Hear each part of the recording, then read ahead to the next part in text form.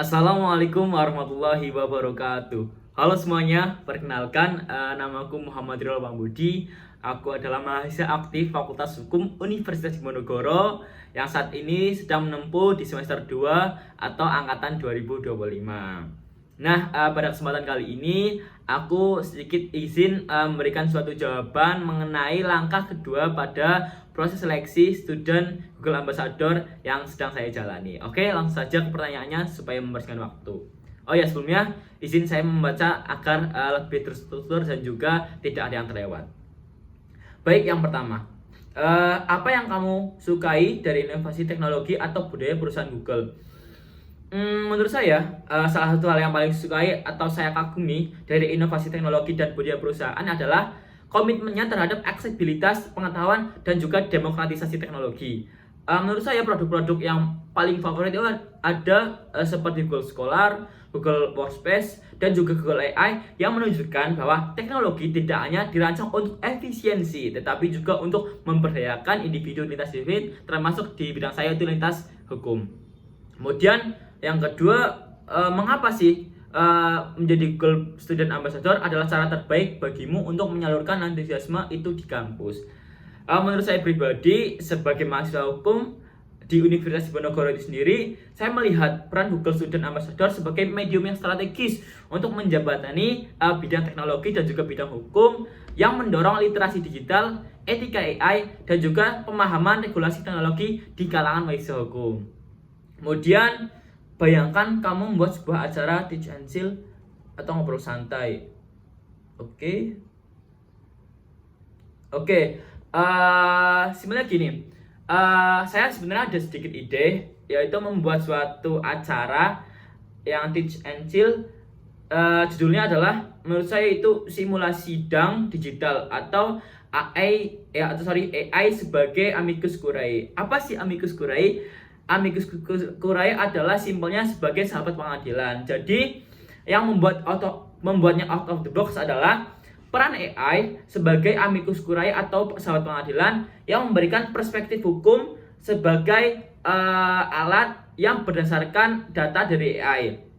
Dan kegiatan ini bukan hanya memperkenalkan produk Google secara aplikatif, tetapi juga membangun kesadaran kritis mahasiswa hukum terhadap implikasi teknologi dalam praktik pengadilan. Kemudian juga menurut saya acara yang akan saya rancang ini tidak hanya melalui pendekatan yang yuridis atau normatif, juga pendekatan yang substansif namun santai seperti itu.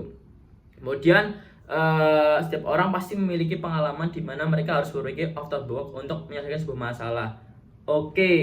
Berbicara pengalaman, sebenarnya ada beberapa banyak sekali agenda atau kegiatan yang mengharuskan saya untuk improvisasi terhadap suatu problematika pada acara tersebut. Salah satunya yang paling saya ingat adalah ketika saya menjadi koordinator hari ulang tahun di SMA saya pada masa sekolah dulu, yaitu dimana ketika saya menjadi seorang koordinator yang mana itu pasti memimpin jalannya acara itu sendiri. Dan pada saat itu kebetulan terjadi sebuah problem yang mana bintang tamu atau guest star-nya itu tidak hadir secara tepat waktu, sehingga mau tidak mau saya harus mengambil alih panggung, sehingga orang-orang yang ada di bawah panggung itu tidak mengetahui bahwasanya ada problematika di belakangnya. Dan itu adalah profesionalitas yang harus saya lakukan supaya acaranya berjalan dengan lancar. Dan alhamdulillah setelah saya ambil alih panggung itu dan hanya selang beberapa menit atau berapa puluh menit,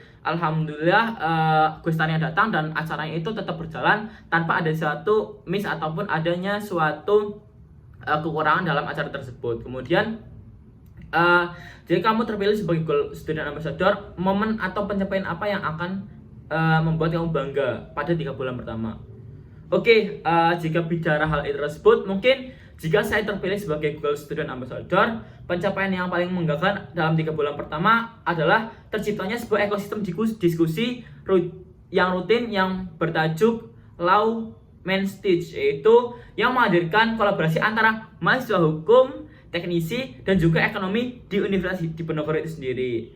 Saya ingin memastikan bahwasanya dampak ini tidak berhenti pada suatu acara seremonial saja, tetapi akan berlanjut dan berdampak. Seperti yang pertama yaitu peningkatan literasi digital mahasiswa hukum dalam riset dan advokasi. Yang kedua, terbentuknya komunitas lintas fakultas yang membahas regulasi teknologi. Dan juga yang ketiga, terselenggaranya minimal satu proyek kolaboratif seperti policy brief mengenai tata kelola AI di Indonesia.